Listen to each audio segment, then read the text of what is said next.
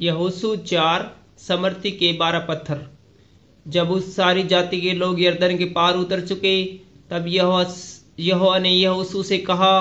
प्रजा में से 12 पुरुष अर्थात गोत्र पीछे एक एक पुरुष को चुनकर यह आज्ञा दे, तुम यरदन के बीच में जहां याजकों ने पांव धरे थे वहां से 12 पत्थर उठाकर अपने साथ पार ले चलो, और जहां आज की रात पड़ाव होगा वहीं उनको रख देना।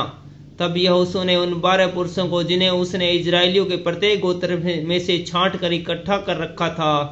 बुलवाकर कहा, तुम अपने परमेश्वर यहोवा के संदूक के आगे यरदन के बीच में जाकर इजरायलियों के गोत्रों की गिनती के अनुसार एक एक पत्थर उठाकर अपने अपने कंधे पर रखो, जिससे यह तुम लोगों के बीच चिन्ह ठहरे। और आगे को जब तुम्हारे बेटे यह पूछे,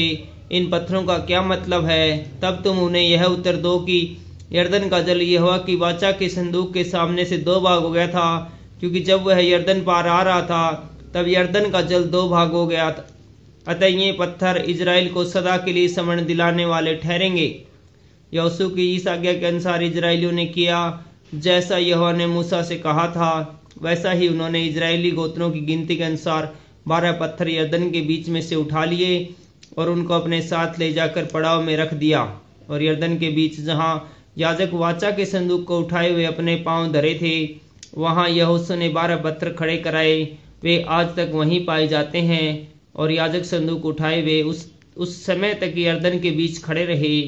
जब तक वे सब बातें पूरी हो न चुकी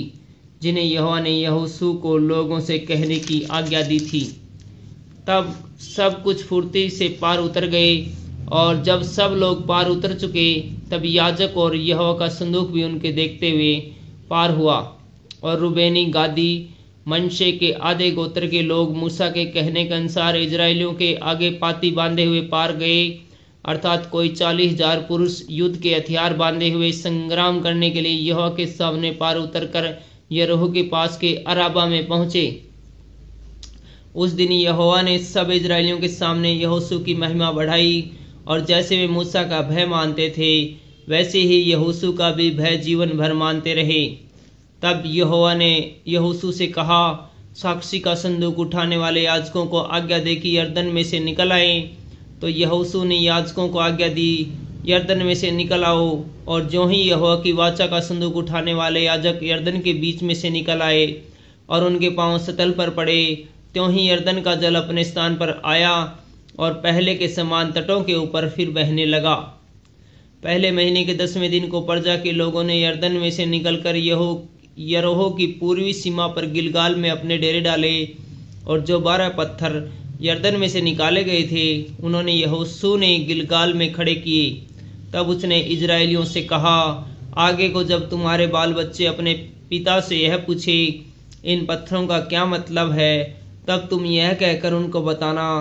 इजरायली यरदन के पार सतल स्थल चले आए थे, क्योंकि जैसे तुम्हारे परमेश्वर यहोवा ने लाल समुद्र को हमारे पार हो जाने तक हमारे सामने से हटाकर सूखा रखा था,